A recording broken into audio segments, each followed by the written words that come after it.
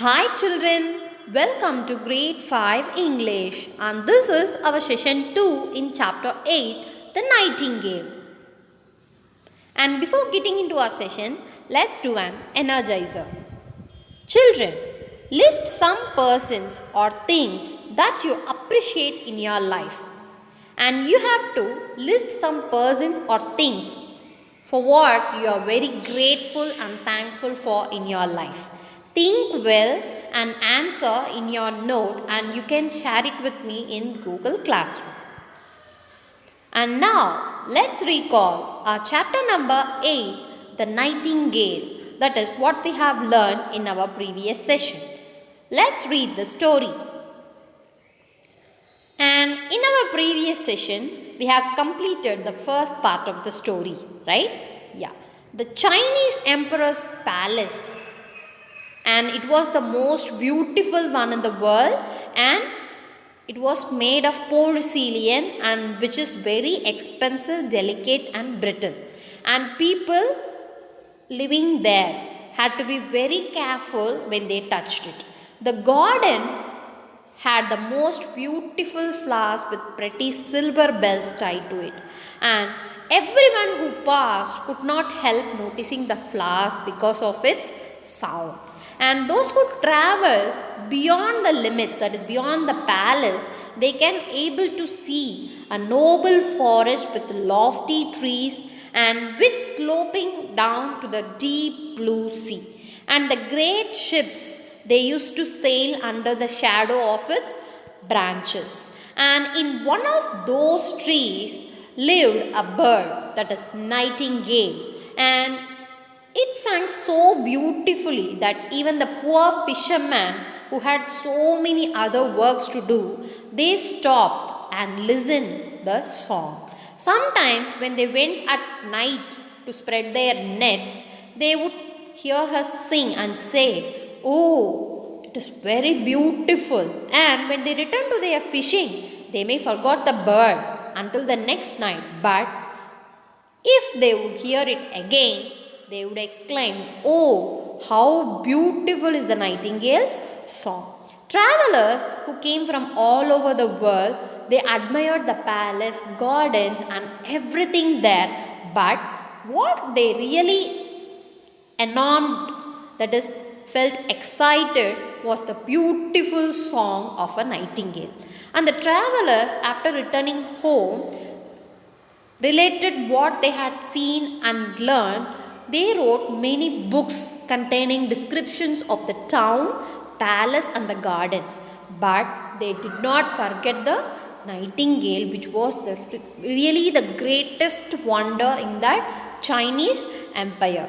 And those who could write poetry composed many beautiful poems about the nightingale and its pleasant song, who lived in a forest near the deep sea. And one day, emperor read a book and exclaimed, "What is this?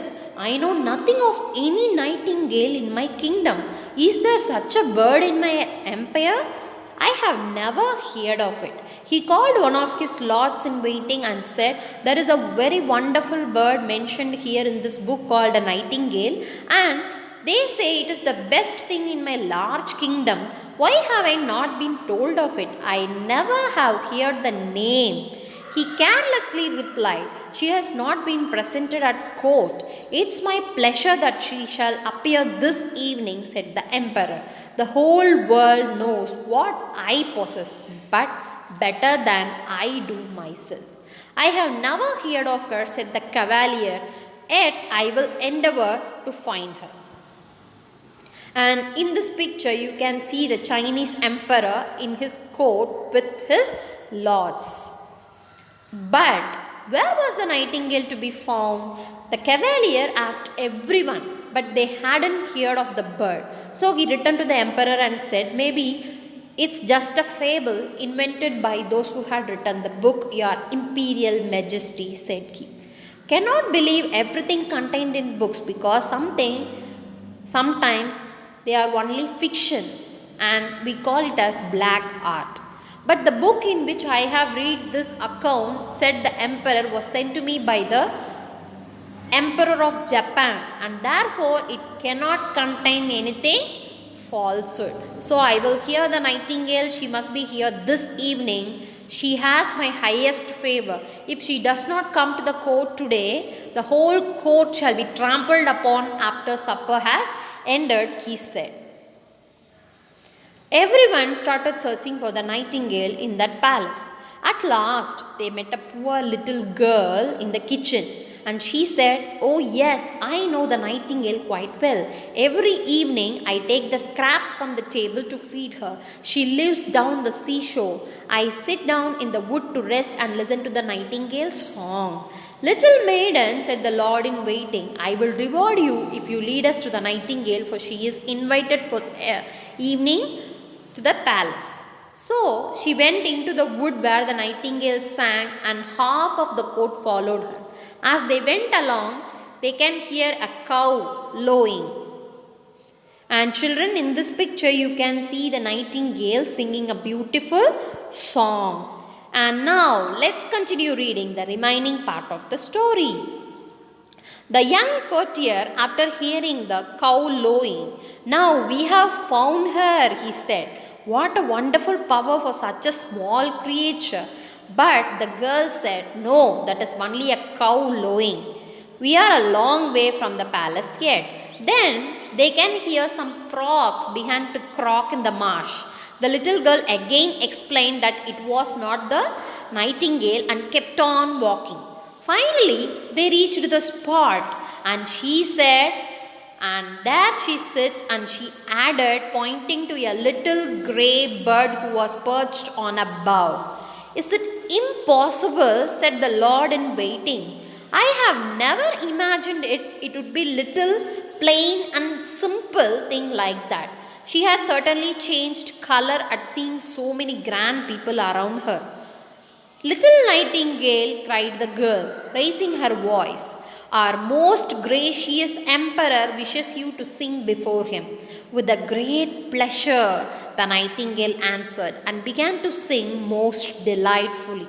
"My excellent little nightingale," said the courtier, and he said, "I have the great pleasure of inviting you to a court festival this evening, where you will gain imperial favor by your charming song." "My song sounds best only in the green wood," said the bird. But still she came willingly. When the emperor's wish, the palace was elegantly decorated for the occasion. The walls and floors of porcelain glittered in the light of 1,000 lamps.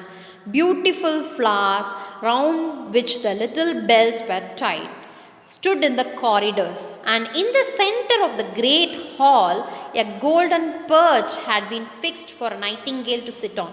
The whole court was present. The nightingale sang so sweetly that tears came into the emperor's eyes and rolled down his cheeks. The emperor was so delighted that he declared the nightingale should have his golden slipper to wear round her neck. But the nightingale declined the honor with thanks. "I have seen tears in your eyes," she said, "and that is my richest reward." The nightingale was now to remain at court, to have her own cage, with liberty to go out twice a day and once during the night. 12 servants were appointed to guard her on these occasions. One day, the emperor received a large packet on which was written "The Nightingale," and instead of book as he had supposed to be in that packet, it contained an artificial nightingale, and it was made to look like a living one, but covered all over with diamonds, rubies, sapphires, and many precious gems. As soon as the artificial bird was wound up, it could sing like the real one and could move its tail, which sparkled with silver and gold. And round its neck hung a piece of ribbon on which was written, "The Emperor of Japan's nightingale is poor compared with that of the Emperor of China's. Now they must sing together," said the court. And what a duet it will be, they thought. But they did not get on well, for the real nightingale sang in its own beautiful way. that is in a natural way, but the artificial bird sang only the waltzes in it. The artificial bird was very pretty and could sing over and over again without getting tired. As they kept admiring the artificial bird, nobody noticed the real nightingale. It flew away into the woods. What a strange conduct, said the emperor after hearing this news, and all the courtiers blamed the nightingale and said she was a very ungrateful creature. But we have the best bird after all, said one. And then they would have the bird sing again and again every day, and everyone asserted that it was better than a real nightingale, not only in its dress and the beautiful diamonds, but also in its musical power.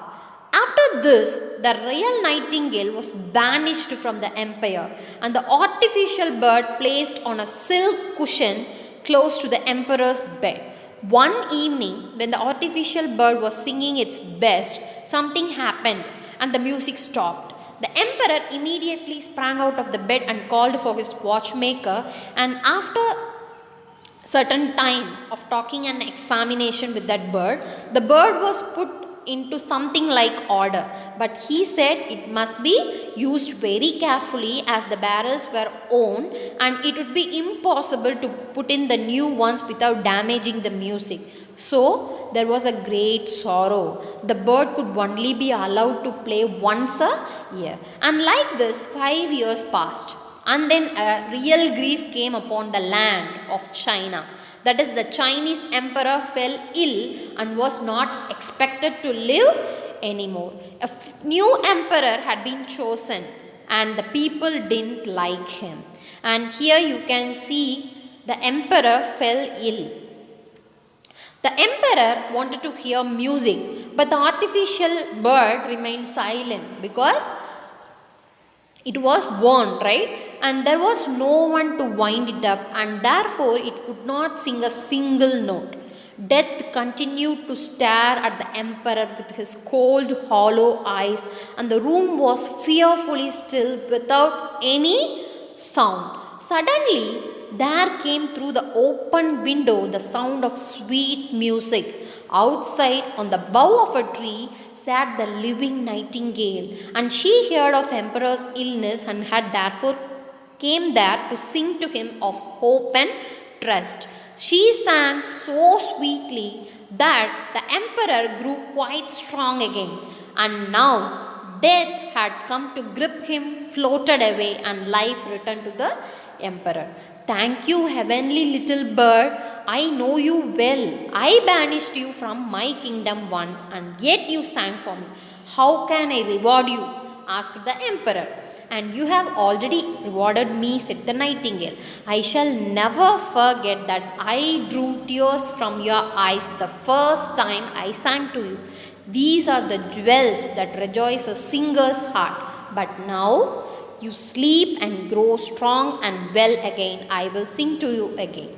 And as she sung, the emperor fell into a sweet sleep. And when he awoke, strengthened and restored. And now the sun shone brightly through the window. But not one of his servants had returned, because they thought and they all believed that the king was dead. Only the nightingale still sat beside him and sang. You must always remain with me, said the emperor.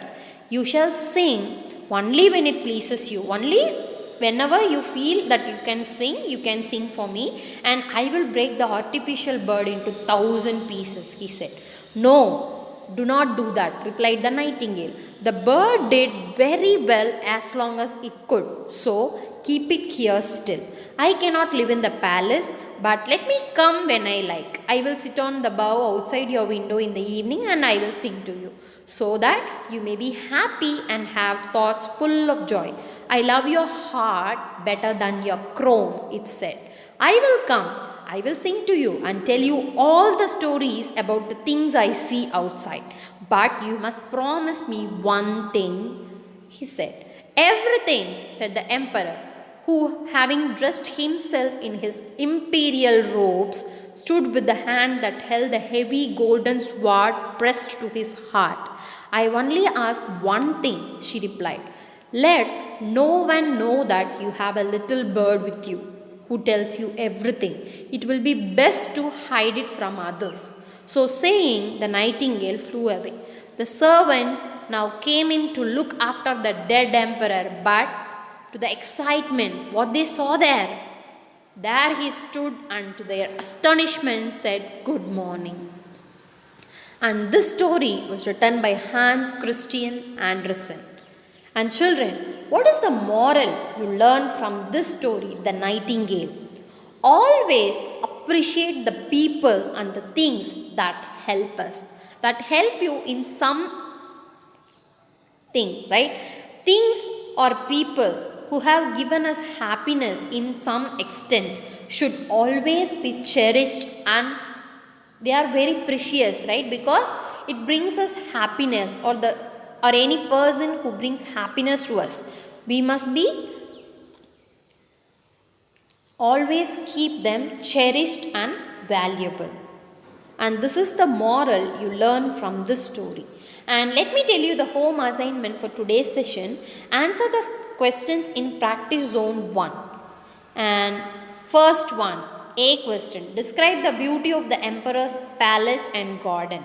And B question, why was the Chinese emperor not ready to believe that the tales of Nightingale were false? C question, do you think the nightingale came to the palace reluctantly? Give reasons for your answer. And D, what special arrangements were made for the nightingale to stay at the palace? And E, why was the real nightingale banished from the empire?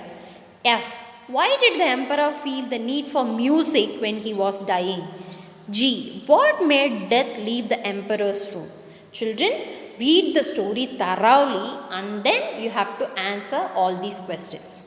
Clear, children? Yes. After completing your home assignment, handing it in grade 5 English Google Classroom. Children, drink more water, eat healthy food, reduce your screen time, don't use mobile phone and television often, and stay home and stay safe, children. Thank you so much.